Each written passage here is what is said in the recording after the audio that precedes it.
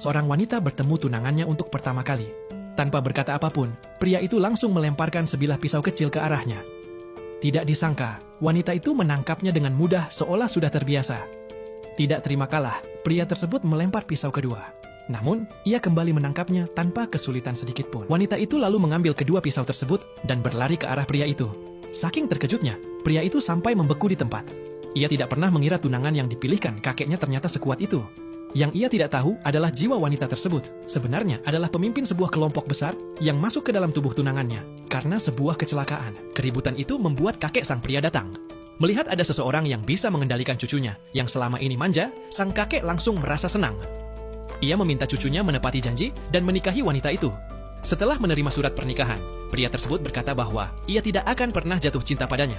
Namun sebelum ia selesai bicara, wanita itu menempelkan tubuhnya ke dinding dan memperingatkan bahwa ia harus menuruti semua ucapannya. Setelah itu, ia pergi dan meninggalkan sang suami sendirian.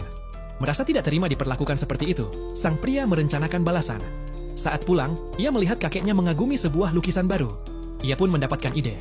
Ia memanggil wanita itu dan memintanya menyajikan teh. Ketika wanita itu memberikan cangkir kepada sang kakek, tiba-tiba cangkirnya bocor dan airnya menetes tepat di atas lukisan. Barulah wanita itu sadar bahwa ini hanyalah jebakan dari suaminya.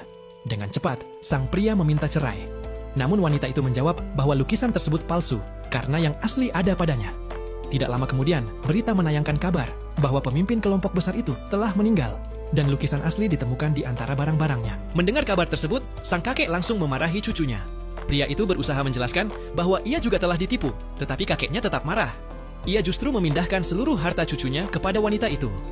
Malam harinya, pria tersebut pergi menemui teman-temannya. Tiba-tiba, wanita itu menelepon dan berkata bahwa jika ia tidak pulang sebelum tengah malam, ia sendiri yang akan menjemputnya. Pria itu langsung ketakutan, tetapi tetap meminta teman-temannya bersiap karena ia ingin menunjukkan bahwa ia masih memiliki wibawa. Tepat tengah malam, wanita itu tiba di klub tempat mereka berkumpul. Ketika ia hendak membuka pintu, setetes air jatuh dari atas. Ia langsung sadar bahwa ada jebakan. Ia mengambil payung dari kereta pembersih yang berada di dekatnya. Benar saja, begitu ia membuka pintu, seember air jatuh. Dengan cepat, ia membuka payung, sehingga air itu tidak mengenainya. Pada saat yang sama, teman-teman sang pria melempar jaring besar. Dengan gerakan cepat, wanita itu menangkis jaring tersebut memakai payung dan memutarnya. Sehingga jaring itu berbalik menangkap teman-teman suaminya sendiri. Semua orang terdiam melihat kemampuan wanita itu.